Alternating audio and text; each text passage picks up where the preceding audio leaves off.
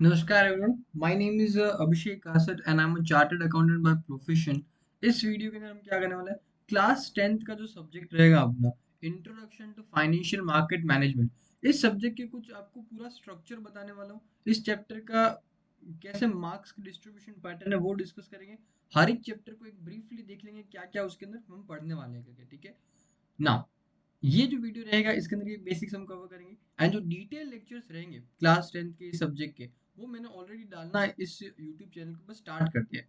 तो उसका पहला वीडियो ऑलरेडी आउट हो चुका है, आप इजीली उसको जाके देख सकते हो करके, ठीक है। एंड अभी इसको इस सब्जेक्ट का स्ट्रक्चर को समझते हैं। पहली बात तो ये सब्जेक्ट तुम्हारा क्या एक स्किल सब्जेक्ट है करके, ठीक है, या इंट्रोडक्शन टू फाइनेंशियल मार्केट्स करके। ये सब्जेक्ट बनाया किसने? सीबीएसई ने, और जो तुम्हारा एनएससी है, एनएससी बेसिकली स्टॉक एक्सचेंज है, इन दोनों ने मिलके इस सब्जेक्ट को कंटेंट इसका प्रिपेयर किया है, राइट। इस सब्जेक्ट का पर्पस क्या है कि तुमको फाइनेंशियल लिटरेसी प्रोवाइड किया जाएगा, राइट। तुमको बताया जाए पैसों को किस तरीके से मैनेज करना है, कैसे पैसों को तुमको आगे ग्रो करना है, राइट। तुमको शेयर मार्केट के बारे में, इन सब चीजों के बारे में तुमको बेसिक चीजें का नॉलेज यहाँ पे देने की कोशिश करेंगे, ठीक है। तो ये सब्जेक्ट का पर्पस है, किसने बना, आई होप आपको क्लियर है ना। ये जो सब्जेक्ट रहेगा, इस सब्जेक्ट में हमारा पर्पस क्या रहने वाला, दो पर्पस रहेंगे, दो ऑब्जेक्टिव्स रहेंगे।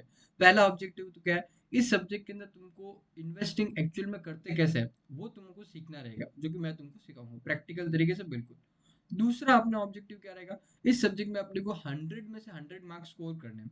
बहुत आसान है सब्जेक्ट में 100 में से 100 मार्क्स स्कोर करना। अभी मैं आपको पूरा एक्सप्लेन करूंगा कैसे आप 100 में से 100 मार्क्स में स्कोर कर सकते हो, ठीक है। तो अभी स्टार्ट करते हैं सब्जेक्ट के बारे में डिटेल्स कुछ।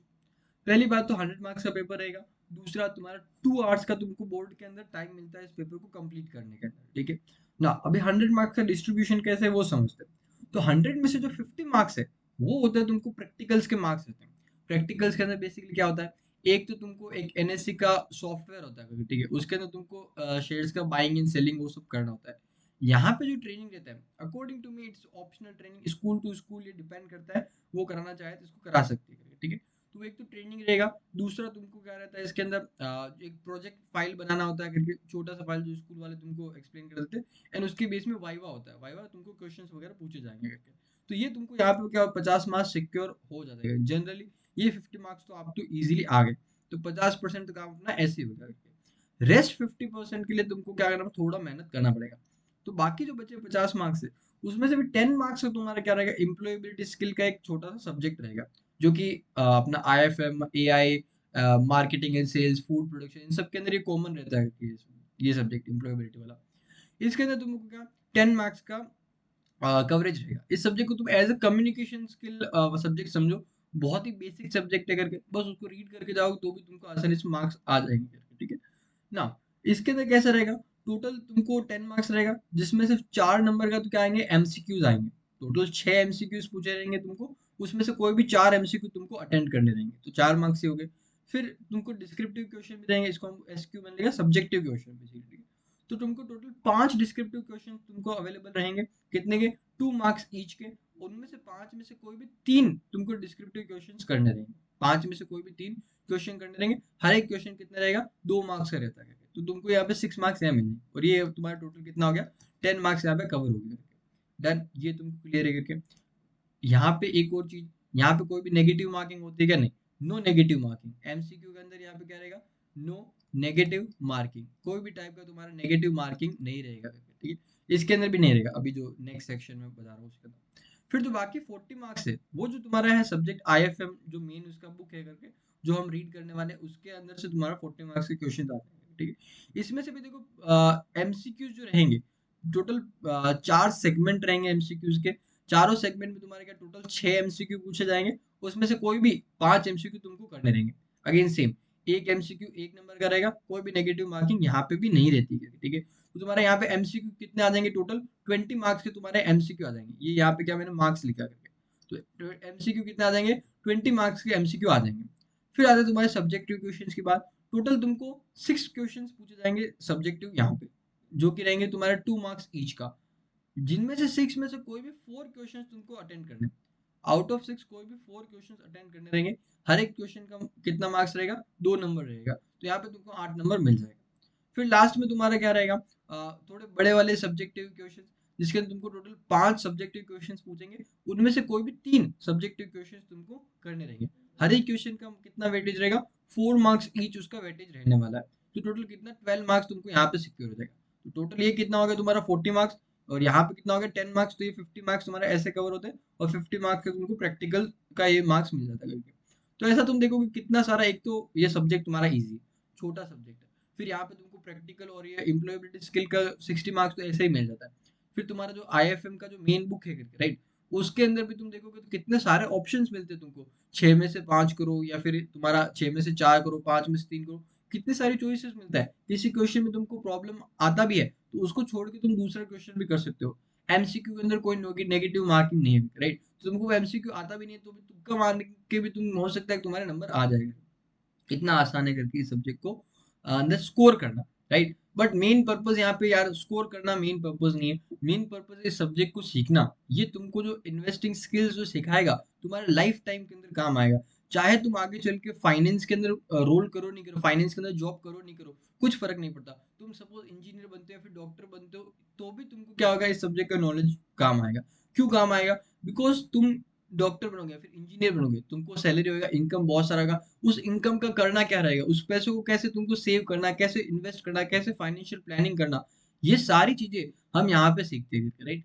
आज के टाइम पे तुम देखोगे इंजीनियर, एमबीए या फिर जो भी तुम्हारा डॉक्टर वगैरह है, इन सबको मार्केट के अंदर शेयर मार्केट वगैरह में इन्वेस्ट करने की बहुत इच्छा होती है, राइट। बट बिकॉज उनको नॉलेज नहीं होता तो वो क्या करते हैं, दूसरे लोगों की जो एडवाइस होते हैं उसके बेसिस पे इन्वेस्ट करते हैं, और ज्यादातर लोग अपना पैसा इसके अंदर गवाते हैं। इस सब्जेक्ट में तुमको इसका हम प्रॉपर नॉलेज सिखाएंगे करके, ताकि तुम अपना पैसा खुद मैनेज कर सको। डन। ये तुमको समझ आया अपना सब्जेक्ट का स्ट्रक्चर क्या है। एक बार क्योंकि मैं आपको बताता हूँ अपने सब्जेक्ट के अंदर क्या क्या हम चैप्टर्स पढ़ होने वाले हैं करके, राइट, ताकि तुमको आइडिया रहे कि इस सब्जेक्ट में हम क्या क्या सीखने वाले हैं। पहला चैप्टर तो रहेगा इन्वेस्टमेंट बेसिक्स का करके, जैसे नाम सजेस्ट करता है इन्वेस्टमेंट बेसिक्स। क्या क्या अपना different different types of investments अपने पास अवेलेबल है, शॉर्ट टर्म के लिए इन्वेस्टमेंट, लॉन्ग टर्म के लिए इन्वेस्टमेंट, ये सब हम यहाँ पे सीखेंगे। फिर तुम्हारा यहाँ पे सिक्योरिटीज के बारे में सीखेंगे। सिक्योरिटी जैसे शेयर है, डिबेंचर है, इन सब के बारे में सीखोगे। इसमें जो रेगुलेटर सेबी सेबी क्या काम करता है वो सब हम सीखेंगे करके, ठीक है। फिर प्राइमरी मार्केट, इसके अंदर तुम जो आईपीओ वगैरह का होता है ये सारा हम प्रोसेस पूरा सीखेंगे। प्राइमरी मार्केट मेनली आईपीओ का सीखेंगे।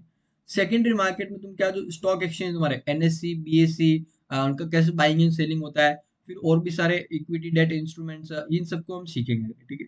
तो यहाँ पे तो फर्स्ट 4 चैप्टर से ये तो एकदम ही सेम है तुम्हारा 11th क्लास के सिलेबस के लिए, ठीक। इसके लिए हम क्या करेंगे, सेम वीडियोस बनाएंगे जो कि मैंने डिटेल वाले वीडियोस में मैंने एक्सप्लेन किया है, ठीक है। फिर तुम्हारा आता है क्या, डेरिवेटिव वाला चैप्टर। डेरिवेटिव अगेन जब तुम मेरा वो फर्स्ट वीडियो देखोगे सब्जेक्ट से रिलेटेड, तुमको थोड़ा इसके बारे में आइडिया लगेगा। 12th क्लास में तो 2 चैप्टर है इसके रिलेटेड। फिर डिपोजिटरी, अगेन डिपॉजिट, जैसे जैसे हम टाइम के साथ आगे बढ़ेंगे इसको भी समझेंगे। बेसिकली ये शेयर्स वगैरह होते हैं आज के टाइम में डिजिटली स्टोर होते हैं करके, तो ये काम डिपॉजिटरी का होता है। देन और उसमें क्या है, 7 chapter mutual fund. Again mutual fund आज के इतना ज्यादा इसका एडवर्टीजमेंट चलता है, म्यूचुअल फंड्स सही है ऐसा करके, ठीक है। Mutual fund are subject to market risk. तो हम एक्चुअल में यहाँ पे इन डिटेल म्यूचुअल फंड को समझने वाला है। म्यूचुअल फंड में तुमको पता है कितनी सारी कैटेगरीज होती है करके, उसमें से कौन सा कैटेगरी ऑफ म्यूचुअल फंड तुम्हारे लिए सही है करके, एंड क्या एक्चुअल में म्यूचुअल फंड सही है क्या, इस क्वेश्चन का भी आंसर देने की हम कोशिश करेंगे करके, ठीक है।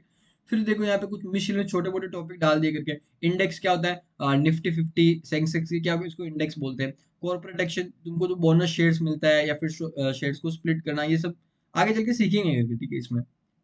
फिर concepts and mode of analysis, ये चैप्टर बहुत प्यारा चैप्टर है। इसके अंदर तुम क्या करते हो, बेसिकली सीखते हो कंपनीज को कैसे एनालाइज करते हो। तुमको किसी भी कंपनी के अंदर इन्वेस्ट करना है, लेट्स से तुमको जोमेटो के अंदर इन्वेस्ट करना है, या फिर टीसीएस के अंदर इन्वेस्ट करना है, रिलायंस के अंदर इन्वेस्ट करना है, तो इन कंपनीज को एनालाइज कैसे करोगे, ये कैसे पता लगोगे इसके अंदर फ्यूचर में ग्रोथ अपॉर्चुनिटी है या नहीं है, वो इस चैप्टर में थोड़ा एनालिसिस हम सीखते हैं। फिर आता है रेशियो एनालिसिस।